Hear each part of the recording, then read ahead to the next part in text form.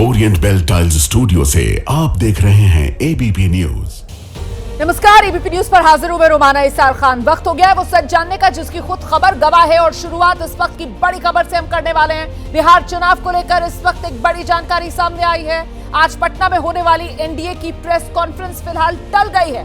पहले शाम 4 बजे का वक्त बताया गया था कि एनडीए की प्रेस कॉन्फ्रेंस होगी। साझा प्रेस कॉन्फ्रेंस में सीटों की संख्या का ऐलान किया जाएगा, लेकिन यही प्रेस कॉन्फ्रेंस टल गई है। ये इस वक्त की बड़ी खबर। सीट शेयरिंग के बाद भी एनडीए के खेमे में सहमति नहीं बन पा रही है। इस वक्त की बड़ी खबर। सीट शेयरिंग के बाद भी एनडीए के खेमे में नाराजगी बढ़ती जा रही है। एनडीए की प्रेस वार्ता टलने के पीछे अभी कई पेच बाकी हैं। सूत्रों के हवाले से बड़ी खबर है, एनडीए में कई सीटों की अदला बदली संभव है। अभी बीजेपी और जेडीयू में कुछ सीटों को लेकर सहमति नहीं हो पाई है। जेडीयू के संजय झा संघ बैठक में नहीं बन पाई है बात। सीट बंटवारे से कुशवाहा भी नाखुश बताए जा रहे हैं। बैठक कर रहे अलग से उपेंद्र कुशवाहा। सूत्रों के हवाले से यह भी खबर सामने आई है, बंद कमरे में अपने करीबियों के साथ उपेंद्र कुशवाहा का मंथन चल रहा है। सहयोगियों को दी गई सीटों पर बीजेपी और जेडीयू में भी चर्चा चल रही है।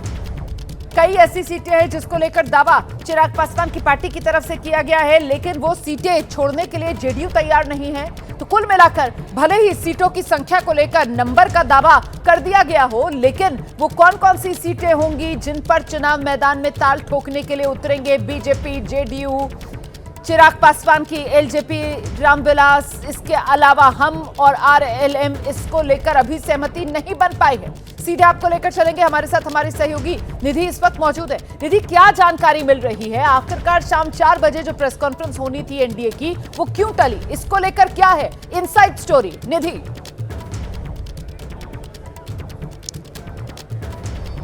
देखिए, सबसे मामला अटका हुआ है कुछ सीटों पर। 6 से 7 ये लगभग सीटें हैं जिसकी अदला बदली संभव है, और इसी को लेकर के प्रेस कॉन्फ्रेंस का जो वक्त तय किया गया था उसे पोस्टपोन कर दिया गया है। इसमें कुछ सीटें हैं जिनका मैं नाम लेना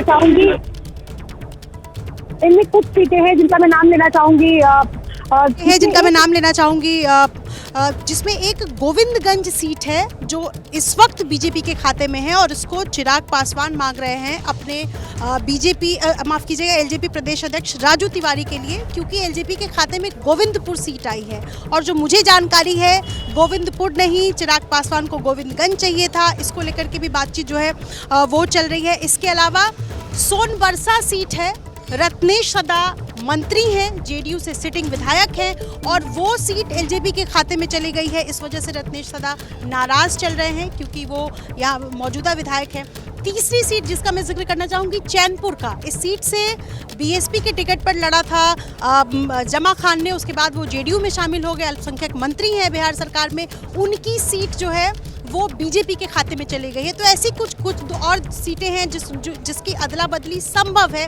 इस पर बातचीत चल रही है, और यही वजह है कि जो आज 4 बजे प्रेस कॉन्फ्रेंस होना था उसे टाल दिया गया है। जी, तो मतलब अब तक घर पूरी तरीके से दुरुस्त करने के बाद ही एनडीए की तरफ से प्रेस कॉन्फ्रेंस की जाएगी, ये कहा जा सकता है क्या निधि? इस पर मैं आपके पास आऊंगी, लेकिन इस बीच जानकारी जरा साझा कर देते हैं दर्शकों के साथ कि एनडीए में क्या अभी खेल होना बाकी है? मतलब क्या फिर से खेल, या फिर बाकी है अभी मेल? सूत्रों के मुताबिक सीट शेयरिंग के ऐलान के बाद भी एनडीए में नाराजगी। टिकट कटने से कई मौजूदा विधायक नाराज हैं, जैसा कि हमारे सहयोगी निधि ने अभी जानकारी दी है। जेडीयू के मौजूदा विधायक हैं रत्नेश सदा, उनकी सीट एलजेपी को दे दी गई है। जेडीयू के मंत्री जमा खान की सीट बीजेपी के खाते में चली गई है। बीजेपी और जेडीयू के बीच भी कुछ सीटों को लेकर अभी सहमति नहीं बन पा रही है। कुछ सीटों को लेकर अभी फेरबदल होना मुमकिन है। निधि हमारे साथ लगातार बनी हुई है।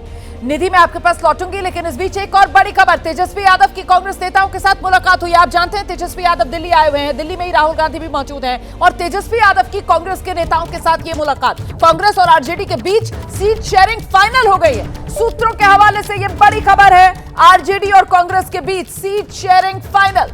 कांग्रेस महासचिव केसी वेणुगोपाल सहित अन्य नेताओं से तेजस्वी यादव ने मुलाकात की। राहुल गांधी से अभी तेजस्वी यादव की मुलाकात होनी बाकी है। मतलब सीट शेयरिंग को लेकर आरजेडी और कांग्रेस के बीच फॉर्मूला तय हो गया है, और अब तेजस्वी यादव और राहुल गांधी की मुलाकात होगी। और क्या माना जाए, क्या इस मुलाकात के बाद ही महागठबंधन के भीतर सीट बंटवारे का जो फॉर्मूला है उस पर मोहर लगेगी, और वो ऐलान सामने होगा जिसमें अभी तक महागठबंधन एनडीए के मुकाबले पिछड़ा हुआ नजर आ रहा है, क्योंकि एनडीए ने तो पहले ही सीट शेयरिंग के फॉर्मूले का ऐलान कर दिया है। महागठबंधन के खेमे में अभी सीटों का बंटवारा गठबंधन के साथियों में कैसे होगा, इसको लेकर सस्पेंस है, इसी को लेकर इंतजार बाकी है। निधि,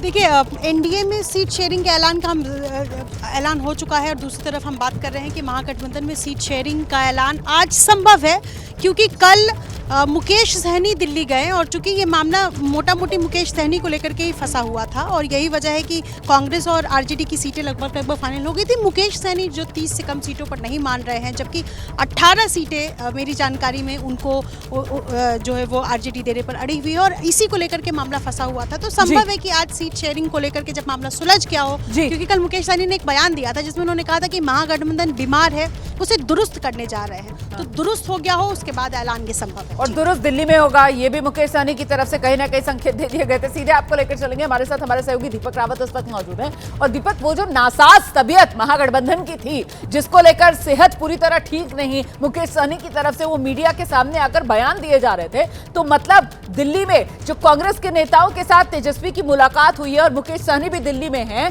तो वो इलाज तलाश लिया गया है क्या मर्ज का? दीपक जी बिल्कुल, जहाँ तक जो मुलाकात हुई है उसमें ये माना जा रहा है कि मर्ज तलाश किया गया है और सीधे तौर पर तेजस्वी यादव और संजय यादव की कांग्रेस के बड़े नेताओं से मुलाकात, यानी कि सीधा केसी वेणुगोपाल से जो मुलाकात हुई है, उस मुलाकात में ये भी खबर सामने आ रही है कि जो कुछ भी पेच अब तक फंसा रहा वो पेच अब हट गया है, यानी कि दोनों के बीच में सहमति बन गई है। और अब ये माना जा रहा है कि कड़ती मीट के तौर पर राहुल और तेजस्वी की आज मुलाकात हो, क्योंकि तेजस्वी आज ही वापस बिहार लौट रहे हैं। ऐसे में ऐलान से पहले ये मुलाकात जरूर होगी, लेकिन ये कड़ती मीट के तौर पर ही मुलाकात होनी है। तो जो सीट शेयरिंग को लेकर जो बातचीत होनी थी वो केसी वेणुगोपाल, कृष्णा अलवरू जो कि बिहार कांग्रेस के प्रभारी हैं वो, और राजेश राम जो कि बिहार कांग्रेस के अध्यक्ष हैं वो वहां पर मौजूद थे। तेजस्वी के साथ संजय यादव मौजूद थे और दोनों ने एक अलग जगह पर जाकर मुलाकात की है, मीटिंग की है। 1 घंटे करीबन ये मुलाकात चली, बैठक चली, जिसमें जो भी मामला अटका हुआ था खासतौर पर कांग्रेस और आरजेडी को लेकर, वो मामला सुलझ गया है। और सीधे तौर पर जब ये कहा गया है कि इसमें ज्यादा देरी न करते हुए आप अनाउंसमेंट कीजिए कि कितनी सीट शेयरिंग किस पार्टी को कितनी सीटों के साथ चुनाव में जाना है, और उसके बाद जो उम्मीदवारों की लिस्ट है वो भी जारी करना शुरू करेंगे तमाम महागठबंधन के जितने भी दल हैं। बहुत शुक्रिया आपका इस तमाम जानकारी के लिए दीपक। नजर बनाकर रखेगा, जैसे ही कोई बड़ा ऐलान सामने आता है फौरन दर्शकों को हम इसके बारे में जानकारी देंगे। वहीं एनडीए के खेमे में जो खींचतान मची हुई है, इस बीच बीजेपी के नेता केंद्रीय मंत्री गिरिराज सिंह ने एक पोस्ट साझा किया है जिससे कई सवाल खड़े कर दिए। और क्या कह रहे हैं अपने इस सोशल मीडिया पर साझा किए पोस्ट में गिरिराज सिंह, ये देखिए। कह रहे हैं दरअसल स्ट्राइक रेट के नाम पर सीटों की दावेदारी को लेकर 2010 के नतीजों का हवाला देकर पोस्ट में लिखा, स्ट्राइक रेट का झुंझुना बजाने वाले 2010 का नतीजा देख लें, जब 243 में से एनडीए ने 206 सीटों पर जीत दर्ज की थी। अब गिरिराज के ट्वीट पर सवाल उठ रहा है कि आखिर उनका इशारा किसकी तरफ है? क्या वो चिराग पर तंज कस रहे हैं या किसी और सहयोगी पर? क्योंकि सूत्रों की अगर माने तो चिराग पासवान ही लोकसभा चुनाव में 5 की 5 सीटों पर जीत का अपना 100% स्ट्राइक रेट सामने रखकर गठबंधन में कम से कम 40 सीटों पर दावा ठोक रहे थे, लेकिन फिलहाल उन्हें 29 सीटें मिली हैं। ऐसे में सवाल है कि आखिर गिरिराज सिंह का ये इशारा चिराग पासवान की तरफ है, मांझी की तरफ है, कुशवाहा की तरफ है, आखिर किसकी तरफ है? क्या गिरिराज सिंह ने इस पोस्ट के जरिए चिराग पासवान पर निशाना साधा? ये सबसे महत्वपूर्ण सवाल है। सीधे आपको लेकर चलेंगे, हमारे साथ हमारे सहयोगी निधि इस वक्त मौजूद है। निधि, गिरिराज सिंह का ये सोशल मीडिया पर किया गया पोस्ट और इसमें बात स्ट्राइक रेट की, वहीं अगर गठबंधन के साथियों की बात की जाए तो चिराग पासवान ही है जो बार बार सामने आ रहे थे अपना 2024 लोकसभा चुनाव का 100% स्ट्राइक रेट बताकर 40 सीटों पर दावा ठोक रहे थे। तो क्या ये बिना नाम लिए निशाना चिराग पर साधा है गिरिराज सिंह ने? निधि, देखिए, बेहतर जानकारी तो गिरिराज सिंह ही दे पाएंगे, लेकिन जिस तरीके से उन्होंने ट्वीट किया है 81% और 89% का स्ट्राइक रेट जेडीयू और बीजेपी दोनों का उदाहरण दिया है, इससे कहीं ना कहीं जो समझ में आ रहा है कि कहीं ना कहीं ये जो पार्टी चिराग पासवान जो जिनके पास फिलहाल एक भी विधायक नहीं है, और वो चूंकि कल जब से सीट शेयरिंग का ऐलान हुआ है तब से कहा जा रहा है कि किसी को अगर सबसे बड़ी कामयाबी मिली है इस पूरे सीट शेयरिंग में बार्गेन करने में तो वो चिराग पासवान है। जिन्होंने 29 सीटें इस बार ले ली है, और बाकी जो दोनों पार्टियां हैं, उपेंद्र कुशवाहा की पार्टी हो या जीतन राम मांझी की पार्टी, उन्हें कम सीटों पर संतोष करना पड़ा है। 6 दोनों सीटें हैं। तो गिरिराज सिंह ये कहना चाह रहे हैं कि स्ट्राइक रेट का जो बात कर रहे हैं, और 5 जाहिर सी बात है 5 उनके सांसद है चिराग पासवान के, और 5 ने जीत हासिल की थी। और यही बार बार जब भी चिराग पासवान बात कर रहे हैं पब्लिक डोमेन में, तो वो यही कह रहे हैं कि हमारा स्ट्राइक रेट 100% है, तो लिहाजा हमें उस आधार पर टिकट चाहिए। और जो जिस तरीके से सीट शेयरिंग का ऐलान हुआ है, जो बंटवारा हुआ है, उससे यही संभव है कि ये पोस्ट कहीं ना कहीं निशाना साधते हुए चिराग पासवान पर गिरिराज सिंह कह रहे हैं। और इसमें एक और बात मैं कहना चाहूँगी, गिरिराज सिंह के खेमे के भी कुछ ऐसे टिकटार्थी थे जो लंबे समय से मांग कर रहे थे, उनके भी टिकट कटे, यानी उन्हें भी टिकट नहीं मिली है। ये भी एक असंतुष्टि है जो इस ट्वीट में देखिए, दर्द भी सामने आपने रख दिया यहाँ पर कि आखिरकार क्या वो दर्द गिरिराज सिंह का, जो उन्होंने इस तरीके का ये पोस्ट है जो साझा किया है। और वो तो शुक्र करिए कि अगर इशारों में चिराग पर ही निशाना है, जैसा कि फिलहाल कयास लगाए जा रहे हैं, तो गठबंधन धर्म का लिहाज कर, वरना तो अगर 2020 वाला विधानसभा चुनाव के स्ट्राइक रेट का आंकड़ा रख देते तो फिर क्या जवाब देते बनता चिराग पासवान से। खैर, बिहार के बेतिया में सिलेंडर ब्लास्ट हुआ, इस वजह से हड़कंप मच गया। इस वक्त की एक और बड़ी खबर मैं आपको बता दूं, यह हादसा सुबह हुआ, और तब हुआ जब मिठाई की दुकान में अचानक जो एलपीजी सिलेंडर था उसमें धमाका हुआ और वो फट गया। इसके बाद आग आसपास तक फैली है। आग इतनी तेजी से फैली है कि मौके पर मौजूद लोग खौफजदा हो गए, डर के घेरे में आ गए। देखते ही देखते आग ने आसपास की कई दुकानों को अपने आगोश में ले लिया। आग की लपटों में घिरकर 3 दुकानें खाक हो गई हैं। आग में झुलसकर एक पुलिसकर्मी समेत 4 लोग घायल हैं, जिन्हें अस्पताल में भर्ती करा दिया गया है। इलाज जारी है।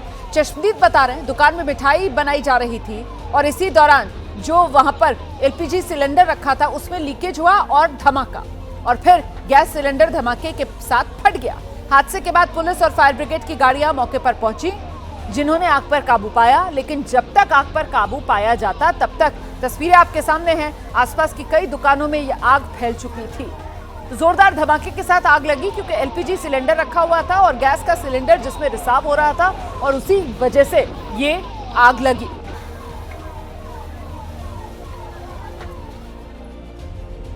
खबर मुंबई से है। मुंबई से सटे थाने में प्लास्टिक फैक्ट्री में लगी भीषण आग देखने के बाद लोगों के तो होश फाख्ता हो गए हैं। ये फैक्ट्री आसान गांव के MIDC इलाके में है। यहां सुबह करीब 11 बजे आग की लपटें उठती दिखी और इसके बाद पूरी फैक्ट्री आग की लपटों में घिर गई। आग की जानकारी फौरन फायर ब्रिगेड की टीम को दी गई। कई गाड़ियां आग पर काबू पाने के लिए मौके पर पहुंची हैं, लेकिन आग इतनी भीषण कि इस पर काबू पाना अब तक, यानी देखिए करीब 4 घंटे बीत चुके हैं, अब तक मुमकिन नहीं हो पाया। आग की वजह से हालात इस कदर खराब हैं। फैक्ट्री से निकला काला धुआं 10 से 12 किलोमीटर दूर से नजर आ रहा है। फिलहाल 4 फायर ब्रिगेड की गाड़ियां आग बुझाने में जुटी हुई हैं, लेकिन आग अभी तक धधक रही है। इसे बुझाने में फायर ब्रिगेड की टीम के माथे पर पसीना आ गया है। आग नहीं बुझी है। तस्वीरें आपके सामने हैं। मुंबई से सटे शाहपुर MIDC इलाके में एक प्लास्टिक के कंपनी में भीषण आग लगी है। आप देख सकते हैं कि यह पूरी कंपनी पूरी तरह से आग के चपेट में आ चुकी है, जिसके वजह से यह पूरी कंपनी जो है अब जलकर खाक हो चुकी है। आप देख सकते हैं कि यहाँ पर बड़े पैमाने पर जो प्लास्टिक का सामान था वो रखा गया था।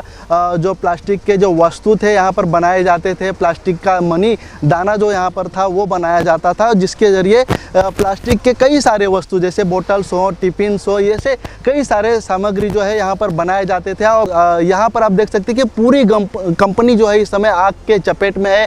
धुएं का जो गुबार है उसे देख सकते हैं, तकरीबन 12 से 15 किलोमीटर दूरी से यह जो धुएं का गुबार है उसे देखा जा रहा है। और लगातार इस आग पर काबू पाने के लिए दमकल कर्मी जो है मशक्कत करते हुए दिखाई दे रहे हैं। पानी की थोड़ी कमी यहाँ पर है, जिसके वजह से आग बुझाने में दमकल कर्मियों को दिक्कत आ रही है।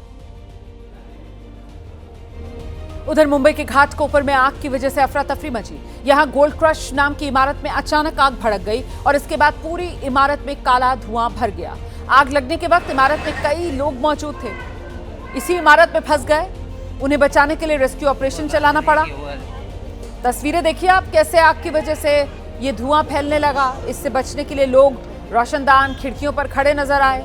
फायर ब्रिगेड की टीम ने मौके पर पहुंचने के बाद फौरन रेस्क्यू का काम शुरू किया। बिल्डिंग में फंसे लोगों को निकालना शुरू किया गया।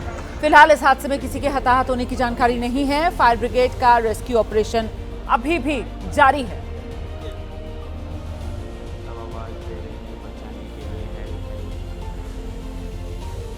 वहीं पश्चिम बंगाल के कूच बिहार में बवाल हुआ है। बीजेपी और टीएमसी के कार्यकर्ता भिड़ गए। हंगामे के बीच दोनों तरफ से पथराव हुआ। पथराव में एक पुलिसकर्मी जख्मी हो गया है।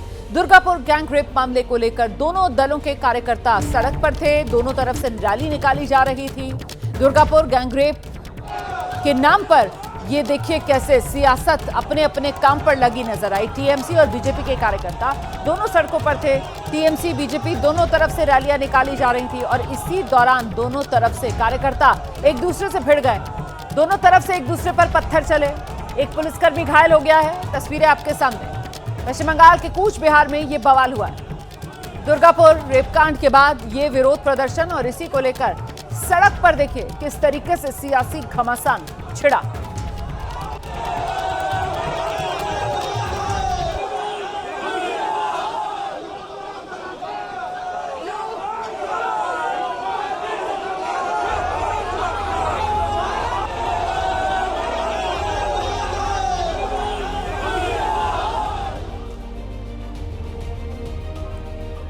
मध्य प्रदेश के गुना में एक युवक ने खूब हंगामा किया। सबके होश फाख्ता कर दिए। ये युवक सड़क के बीचों बीच मौजूद एक ऊंची होर्डिंग पर चढ़ गया और फिर वहां से नीचे कूदने की धमकी देने लगा। इसके बाद ये हाई वोल्टेज ड्रामा शुरू हुआ और इसे देखने के लिए मौके पर लोगों की भीड़ जमा होती गई। जानकारी मिलने पर पुलिस मौके पर पहुंची। तमाशबीन बनकर युवक का हंगामा पुलिस ने भी देखा। होर्डिंग पर चढ़ने वाला युवक मानसिक तौर पर कमजोर बताया जा रहा है। किसी बात से नाराज हो गया था और इसी वजह से वो इस होर्डिंग पर चढ़ गया। हालांकि बाद में समझा बुझाकर इस लड़के को नीचे उतारा गया। इसे नीचे उतारने के लिए नगरपालिका की गाड़ी का इस्तेमाल किया गया। देखिए कैसे नगरपालिका की गाड़ी की मदद से इस युवक को, जो कई फीट ऊंची होर्डिंग पर चढ़ गया था, उसे सुरक्षित नीचे उतारा गया।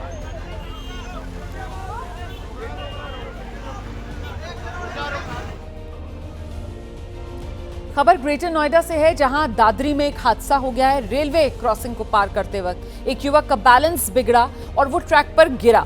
इसके बाद युवक की मोटरसाइकिल जो है वो ट्रैक पर ही फंस गई। युवक ने मोटरसाइकिल को ट्रेन की पटरियों से निकालने की कोशिश की। इतनी ही देर में दूसरी तरफ से ट्रेन आई। युवक इससे पहले कुछ समझ पाता, वो पटरी पर ही उसने दौड़ना शुरू कर दिया और ट्रेन की चपेट में आ गया। इस हादसे में युवक की मौत हो गई है। इस हादसे का ये सीसीटीवी सामने आया है। ये घटना कई सवाल खड़े कर रही है। आखिर रेलवे क्रॉसिंग पर इस तरह की लापरवाही क्यों? और सवाल तो ये भी है कि रेलवे क्रॉसिंग पर कोई फाटक या बैरियर क्यों नहीं था?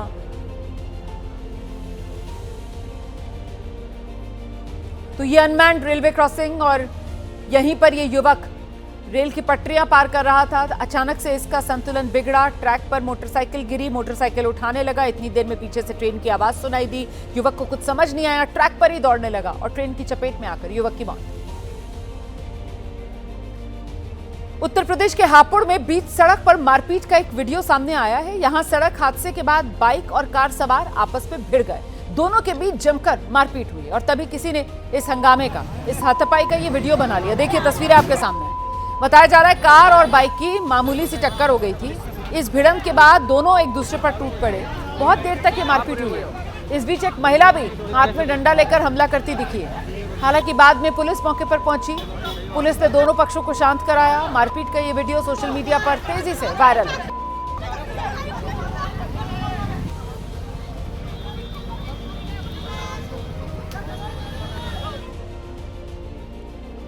उधर राजस्थान के भरतपुर में उस वक्त हड़कंप मच गया जब एक महिला विरोध जताने के लिए पानी की टंकी पर चढ़ गई और उसे देखने के लिए लोगों की भारी भीड़ जमा हो गई। महिला का आरोप है उसकी बेटी के साथ दुष्कर्म की कोशिश की गई, जिसकी शिकायत थाने में उसने दर्ज कराई, लेकिन पुलिस ने कोई कार्रवाई नहीं की तो महिला अपना विरोध दर्ज कराने के लिए पानी की टंकी पर चढ़ गई। हालांकि महिला ने आरोप लगाया कि वो अपनी बेटी और बहन के साथ अकेली रहती है। पड़ोस में ही लड़का रहता है जिसने बेटी के साथ छेड़खानी की, दुष्कर्म की कोशिश की और वो लड़का लगातार बेटी को परेशान कर रहा है। इस मामले में पुलिस कुछ नहीं कर रही, ये महिला के आरोप थे। महिला को पानी की टंकी पर चढ़ने की जानकारी जब पुलिस को दी गई तो मौके पर पुलिस की टीम पहुंची और पुलिस की टीम ने महिला को इस मामले में कार्रवाई का भरोसा दिया। इसके बाद महिला पानी की टंकी से सुरक्षित नीचे उतरी।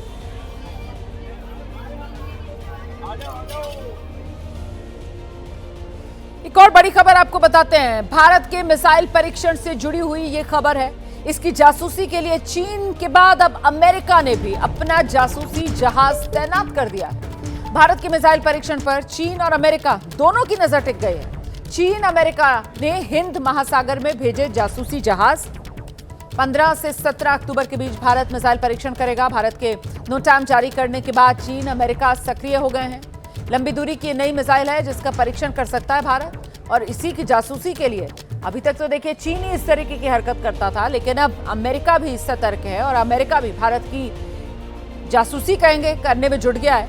दरअसल भारत 15 से 17 अक्टूबर के बीच बंगाल की खाड़ी में 3550 किलोमीटर की रेंज वाली मिसाइल का टेस्ट करने जा रहा है। इसकी निगरानी के लिए चीन के बाद अमेरिका ने भी जासूसी जहाज तैनात कर दिया है। चीन ने इस मिसाइल टेस्ट को देखने के लिए अपना युआन वांग क्लास का सर्विलांस शिप हिंद महासागर में तैनात किया है। वहीं अमेरिकी जहाज ओशन टाइटन भी भारत के पश्चिमी तट पर गश्त करता दिखा है। दोनों देशों ने मालदीव्स की तरफ से अपने अपने जासूसी जहाज भारत का मिसाइल परीक्षण देखने के लिए हिंद महासागर की तरफ भेजे हैं। आपको बता दें, इससे पहले 6 अक्टूबर को भी भारत ने नोटम यानी नोटिस टू एयरमैन जारी किया था। शुरुआत में इस परीक्षण के लिए नो फ्लाइंग जोन की रेंज 1480 किलोमीटर रखी गई, लेकिन अगले दिन इसकी रेंज बढ़ाकर 2520 किलोमीटर की गई और फिर महज 22 घंटे में इसकी रेंज कर दी गई है 3550 किलोमीटर की। ऐसे में कयास इस बात का लगाया जा रहा है कि ये कौन सी मिसाइल हो सकती है।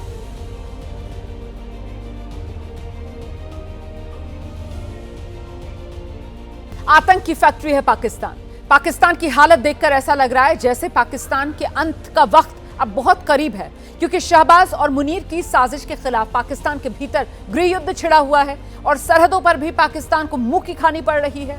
5 महीने पहले भारत से पिटने के बाद अब शायद आतंकिस्तान के खात्मे का ये काउंटडाउन है। भारत से मार खाने के बाद आतंक की पनाहगाह पाकिस्तान की हालत खस्ता है। इसकी बानगी ये 2 तस्वीरें। एक और आतंकी साजिशों को अंजाम देने में जुटा पाकिस्तान, भारत के बाद अब अफगानिस्तान से मार खा रहा है। बॉर्डर पर अफगानिस्तान ने पाकिस्तान की फौज की धज्जियां उड़ा रखी हैं और दूसरी ओर पाकिस्तान के भीतर लाहौर, मुरिदके, इस्लामाबाद, खैबर पख्तूनख्वा से लेकर बलूचिस्तान तक हर तरफ आग लगी हुई है। अवाम का असंतोष ज्वालामुखी बनकर फूट रहा है। इसी को दबाने के लिए मुनीर आर्मी अब नरसंहार पर उतर आई है। बड़ी खबर मैं आपको बता दूं, मुरिदके में धुआं जहां ये तस्वीरें आप देख रहे हैं, मुनीर की आर्मी ने आवाम की आवाज दबाने के लिए यहां अंधाधुंध फायरिंग की है प्रदर्शनकारियों पर। 280 से ज्यादा लोगों की जान जा चुकी है। बीते कई दिन से टीएलपी नाम का संगठन इजरायल और अमेरिका के खिलाफ प्रदर्शन कर रहा था। गाजा पीस डील के खिलाफ अपनी आवाज उठा रहा था। इस्लामाबाद कूच की ये तैयारी में थे, लेकिन इनकी आवाज को दबाने के लिए मुनीर की सेना ने मुरिदके में ये तबाही मचा दी है। ये देखिए आप, तबाही बर्बादी हर तरफ नजर आ रही है तस्वीर में। ये जो टीएलपी है जो प्रदर्शन कर रही थी, यहां प्रदर्शनकारियों के मंच को आग के हवाले किया गया। हजारों लोगों की भीड़ थी, उस भीड़ को गोलियों से छलनी कर दिया। टीएलपी का दावा है अब तक 280 लोगों की जान जा चुकी है। पाकिस्तान रेंजर्स अंधाधुंध फायरिंग कर रहा है प्रदर्शनकारियों पर, जबकि हजारों की तादाद में लोग घायल हो गए हैं। करीब 2000 के आसपास लोग घायल बताए जा रहे हैं। यहाँ पे फजर का टाइम हो रहा है और फजर के टाइम पूरा बन मार्च के ऊपर स्ट्रेट फायरिंग की जा रही है। यहाँ पे स्नाइपर चलाई जा रही है। यहाँ पे AK-47 का इस्तेमाल किया जा रहा है। यहाँ पे पूरा मन शहरियों के ऊपर रियासत जो माँ होती है वो अपने बच्चों के ऊपर ये देख के कैसे भ्रष्ट मार रही है। हमारे पास इतने शहीद हो चुके हैं कि हमारे पास उठाने के लिए जगह नहीं है। रात के इस अंधेरे में हमारा वो कत्लेआम कर रहे हैं। तो 280 लोगों को अब तक मौत के घाट उतार दिया गया। अंधाधुंध फायरिंग प्रदर्शनकारियों पर की जा रही है। दमन कर रही है पाकिस्तानी सेना। यहां लोगों का खुलकर लोग आ रहे हैं, अपनी बात रख रहे हैं। गाजा शांति योजना के विरोध में दरअसल सड़क पर उतरे थे ये प्रदर्शनकारी। गाजा शांति योजना को समर्थन के कारण पाकिस्तान का भी विरोध ये प्रदर्शनकारी कर रहे थे और इसी वजह से पाकिस्तानी रेंजर्स और पाकिस्तानी पुलिस ने प्रदर्शनकारियों को रोका। इस्लामाबाद की ओर जा रहा था ये मार्च, मुरिदके में ही इसे रोक दिया गया। मुरिदके में प्रदर्शनकारियों की पाक रेंजर्स और पुलिस से झड़पें हुई हैं। पाक रेंजर्स और पुलिस की खुली फायरिंग में 280 से ज्यादा लोग अब तक मारे जा चुके हैं। टीएलपी मुरिदके में प्रदर्शनकारियों पर अंधाधुंध फायरिंग की बात कर रही है। टीएलपी की तरफ से दावा किया जा रहा है कि उनका मंच जला दिया गया। करीब 2000 के आसपास लोग घायल भी हुए हैं। तो ये दमन किया जा रहा है, प्रदर्शनकारियों पर जोर जबरदस्ती की जा रही है, उन पर अंधाधुंध फायरिंग की जा रही है और उसी वजह से 280 लोगों की अब तक मौत की खबर और करीब 2000 के आसपास लोग घायल बताए जा रहे हैं। पंजाब के मोगा में पुरानी रंजिश के चलते दबंगों ने 2 भाइयों की जमकर पिटाई की है और दबंगों की एक करतूत घर के बाहर लगे सीसीटीवी में कैद हो गई। ये मामला मोगा के मालके गांव का है। यहां करीब 15 से 20 हमलावर थे जो पहुंचे और उन्होंने दोनों भाइयों को घर के बाहर बुलाया और वहीं उन पर हमला बोल दिया। तस्वीरें देखिए आप, कैसे कुछ दबंग घर के बाहर पहुंचते हैं, गुरमीत सिंह और उनके बड़े भाई विक्रम सिंह पर टूट पड़ते हैं। लाठी डंडे साथ लेकर आए थे। दोनों भाइयों की बेरहमी से इन्होंने पिटाई की। दोनों भाइयों को गंभीर हालत में अस्पताल में भर्ती करा दिया गया है। पुलिस फिलहाल मामले की जांच में जुटी है।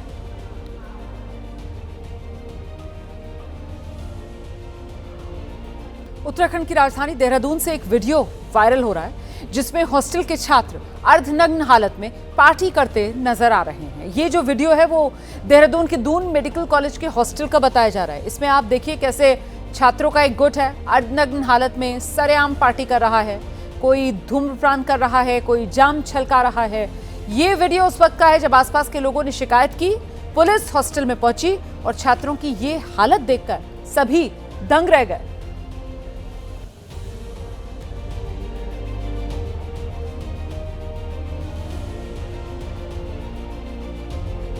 तो उत्तराखंड के देहरादून की ये तस्वीरें हैं। देहरादून में दून मेडिकल कॉलेज है और वहीं दून मेडिकल कॉलेज के हॉस्टल में ये छात्र पार्टी कर रहे थे। इस तरीके से अर्धनग्न हालत में ये पार्टी कर रहे थे। कोई धूम्रपान कर रहा था पार्टी में, कोई जाम छलका रहा था। आस पड़ोस के लोगों की तरफ से जब शिकायत की गई, जाहिर सी बात है यहाँ पर जो म्यूजिक है वो भी काफी तेज आवाज में बज रहा था, जिसके बाद शिकायत करने पर पुलिस मौके पर पहुंची और तब पुलिस ने पार्टी करने का ये अंदाज देखा। इसको देखकर पुलिस वाले भी हैरान थे।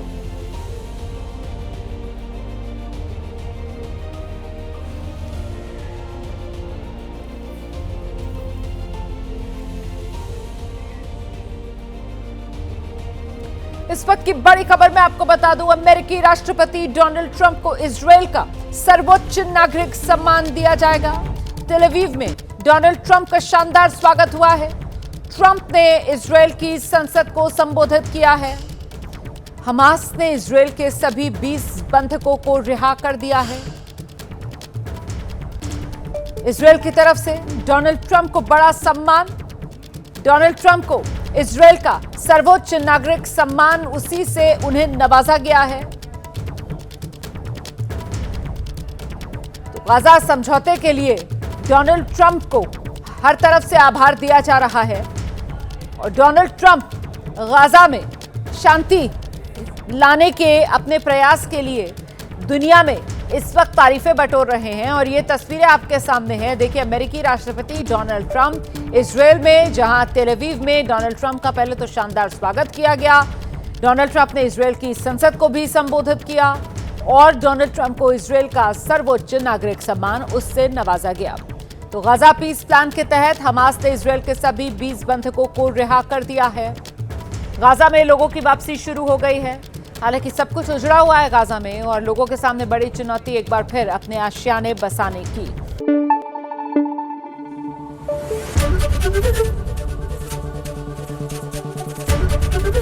एबीपी न्यूज आपको रखे आगे।